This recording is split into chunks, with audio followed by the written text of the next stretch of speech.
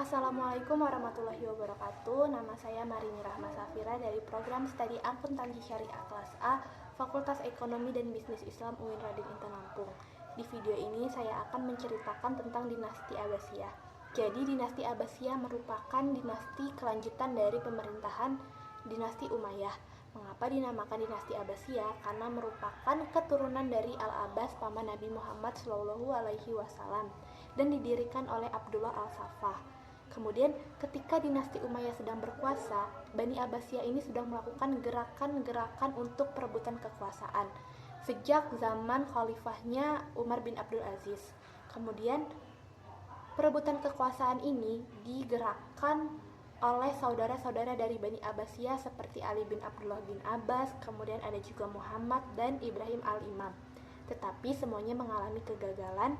Sedangkan Ibrahim al-Imam meninggal saat melakukan gerakan Mongol dan tertangkap di dalam penjara. Kemudian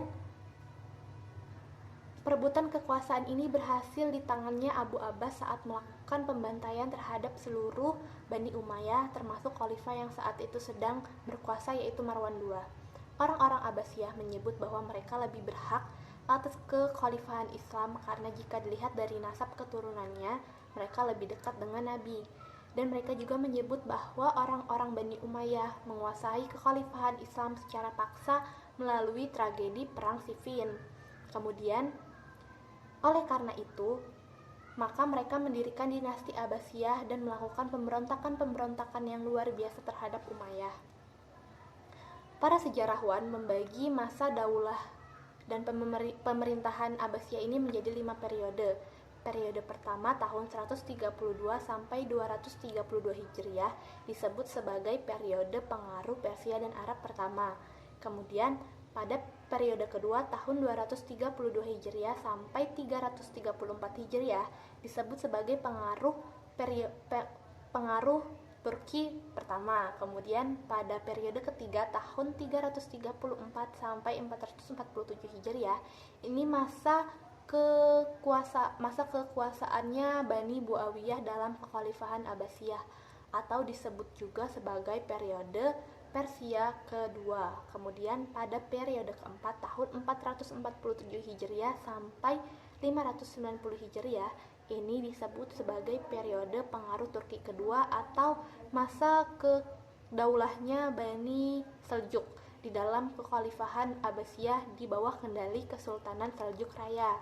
Nah, sedangkan pada periode kelima ini masa khalifah bebas dari dinasti-dinasti lain, tetapi kekuasaannya hanya efektif di sekitar kota Baghdad dan juga adanya invasi dari bangsa Mongol.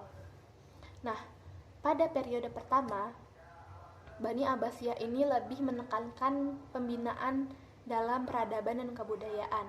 Hal inilah yang menjadi pokok perbedaan antara Bani Abbasiyah dengan Bani Umayyah, karena pada zamannya dinasti Umayyah mereka lebih menekankan perluasan wilayah pada periode pertama. Kemudian secara politis pada periode pertama ini tokoh-tokohnya masih kuat dalam bidang politik dan agama sekaligus. Namun setelah periode ini berakhir, pemerintahan Bani Abbasiyah justru lebih menurun pemerintahannya dalam bidang politik. Kemudian kalau dasar-dasar pemerintahan Abbasiyah ini dibangun dan diletakkan oleh Abu Al-Abbas As-Saffah dan Abu Ja'far Al-Mansur, maka masa keemasan dinasti Abbasiyah ini terletak pada 7 khalifah selanjutnya, yaitu ada Al-Mahdi, Al-Hadi, kemudian Harun Ar-Rasyid, Al-Ma'mum, Al-Mu'tasim, Al-Wasik, dan Al-Mutawakkil. Pada tahun 754 sampai 775 Masehi, kekhalifahan ini dilanjutkan oleh pemerintahannya Abu Ja'far Al-Mansur. Nah, pada pemerintahan Abu Ja'far Al-Mansur ini, ia memindahkan ibu kota negara ke kota yang baru dibangun yaitu Baghdad, sehingga pusat pemerintahan Bani Abbasiyah berada di tengah-tengah Persia. Ia juga berusaha menaklukkan kembali daerah-daerah yang membebaskan diri dari pusat pemerintahan Islam, dan juga ia memantapkan keamanan di daerah-daerah perbatasan. Kemudian pada masanya Al-Mahdi, perekonomian Bani Abbasiyah cukup meningkat. Peningkatan perekonomian ini berada di bidang pertanian dan industri. Nah, hasil pertambangan juga membawa kekayaan pada zamannya Al-Mahdi, yaitu seperti hasil pertambangan perak, tembaga, emas, dan besi. Dagang transit antara timur dan barat juga membawa kekayaan dengan Basra menjadi pelabuhan yang penting. Lalu pada zamannya Harun ar-Rasyid dan putranya Al-Ma'mun ini menjadi popularitas Daulah Abbasiyah karena pada zamannya Harun ar-Rasyid ia banyak memanfaatkan kekayaan negara untuk kesejahteraan sosial, kemudian mendirikan rumah sakit dan lembaga pendidikan dokter dan farmasi. Setidaknya pada zaman Harun ar-Rasyid ini terdapat 800 orang dokter. Kemudian pemandian-pemandian umum juga dibangun pada zamannya Harun ar-Rasyid.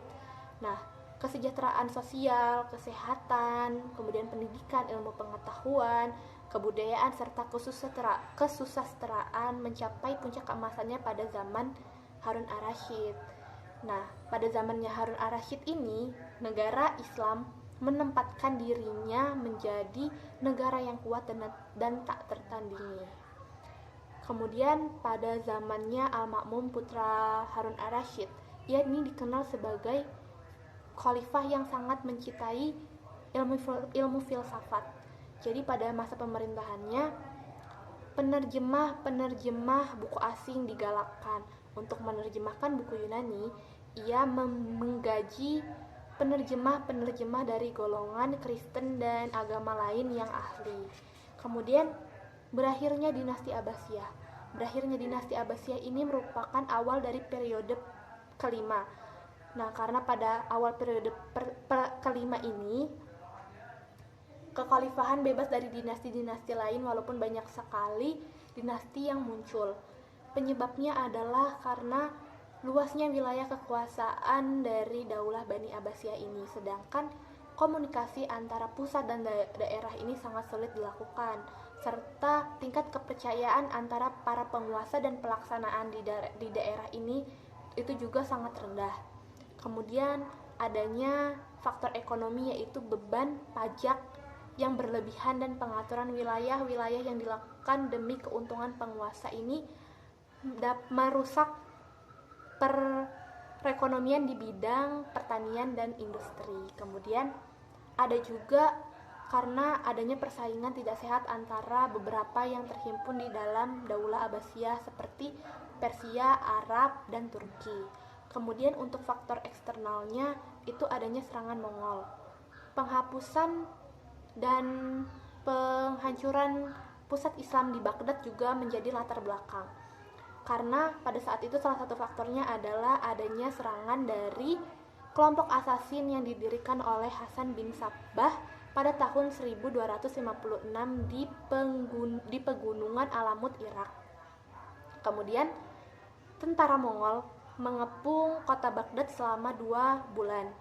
Nah, setelah perundingan damai ditolak, khalifah ini menyerah dan tetapi tetap dibunuh oleh Hulagu, sehingga pembantaian massal ini membunuh sekitar 800.000 orang. Nah, ketika bangsa Mongol berhasil menguasai Baghdad tahun 656 Hijriah, ada pangeran keturunan Abbasiyah yang lolos dari pembunuhan dan meneruskan gelar kekhalifahan di Mesir di bawah kekuasaannya kaum Mamluk. Tetapi dia hanya meneruskan di bidang keagamaan saja tanpa gelar kesultanan. Jabatan yang disandang oleh pangeran keturunan Abbasiyah ini diambil alih oleh Sultan Salami dan juga Turki Utsmani saat mereka menguasai Mesir tahun 1517. Dengan demikian maka hilanglah kekhalifahan Abbasiyah untuk selamanya. Sekian pembahasan cerita dari saya, semoga dapat berguna dan bermanfaat untuk kita semua. Kurang lebihnya saya mohon maaf. Wabillahi taufik wal hidayah. Wassalamualaikum warahmatullahi wabarakatuh.